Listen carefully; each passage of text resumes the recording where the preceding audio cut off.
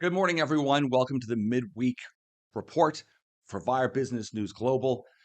Let's start off with US has wrapped up its fiscal year with a budget deficit of 1.7 trillion. Some were thinking it was going to be 2 trillion, but it's up 23%. And this budget report comes the same week Biden has asked Congress to allocate another 105 billion for national security priorities, assumingly going to Ukraine and now Israel as well.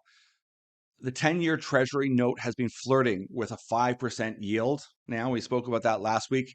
Just to put that in context, it was 1% in 2020. The Atlanta Federal Reserve President Raphael Bostic on Friday said he doesn't envision interest rates cutting or falling in any way until well into 2024. Retail sales rose 0.7% in September, and that was, quote unquote, much stronger than the estimate or expectation. And I would assume that could easily account for inflation as is, with inflation running at what it is. Now, we're supposed to believe that inflation is at 3.7%. But once again, that's X energy, housing, and food. So all of your essentials for any human being, if we take that out, inflation's not so bad, but still higher than what we'd like.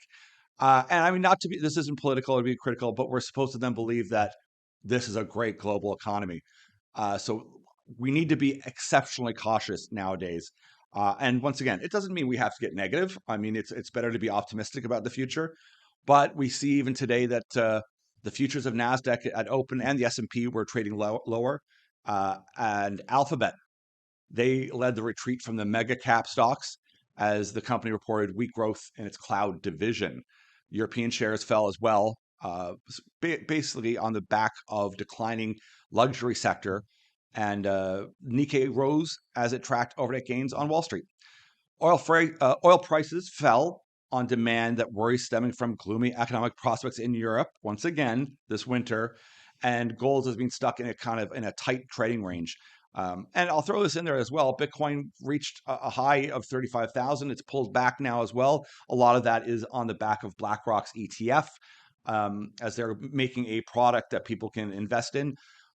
That's a whole other conversation, whether or not that's BlackRock promoting Bitcoin, or it's just they're very opportunistic to say, we've got a product, we can charge 0.5% management fee.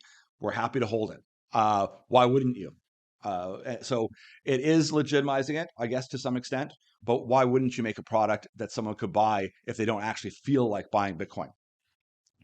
But what we definitely see is JP Diamond, I think, recognizing clearly that, and he quote unquote, he says, I think the geopolitical situation is the thing that most concerns me, and we don't know the effects of that in the economy.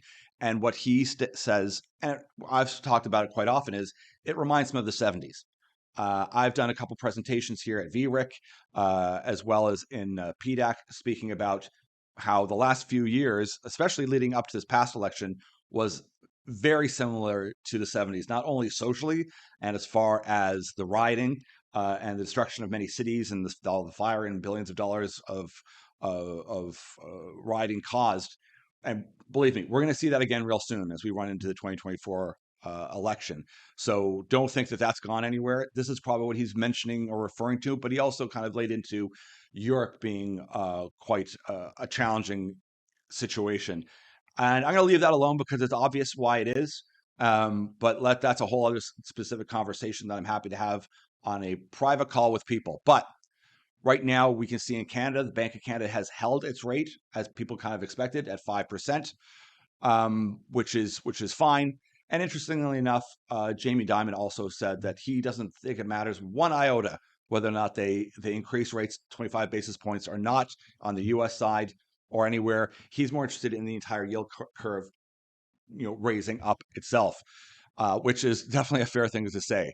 Now, on other news that is of interest and matter is that the White House announced that it's having 31 technology hubs to improve American competitiveness, and this is a good thing.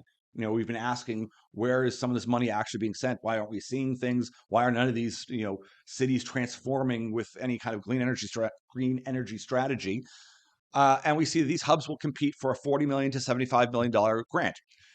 This will focus along the key themes of quantum computing, artificial intelligence, of course, clean, green energy, medicine, and biotech.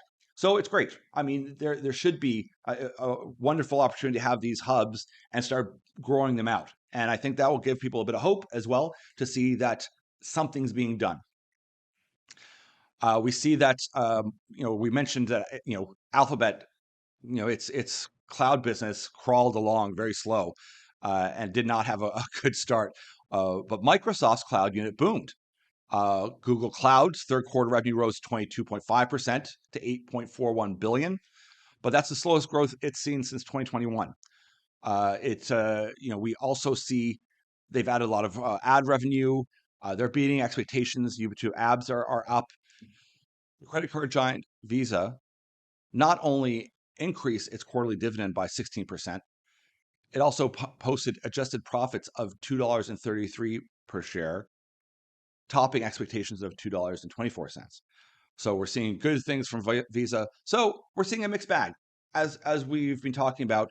Some good news, some strong and encouraging, hopeful news, but also the reality of a very, very chaotic period of time. And as the likes of Jamie Dimon say, a lack of leadership. We need to see a lot more positive, a lot more control, and we do need to see a world leader really take control of the situation as geopolitical issues are scrambling and causing a lot of market turmoil on top of all the other issues, including monetary and fiscal policy. So something to keep your eyes on, but it's not all lost. There's always hope. Check in with us next week, see how we're looking. Make sure you subscribe and check out all of the reports that we have. I know people are responding and finding them very useful. We'll talk to you again real soon.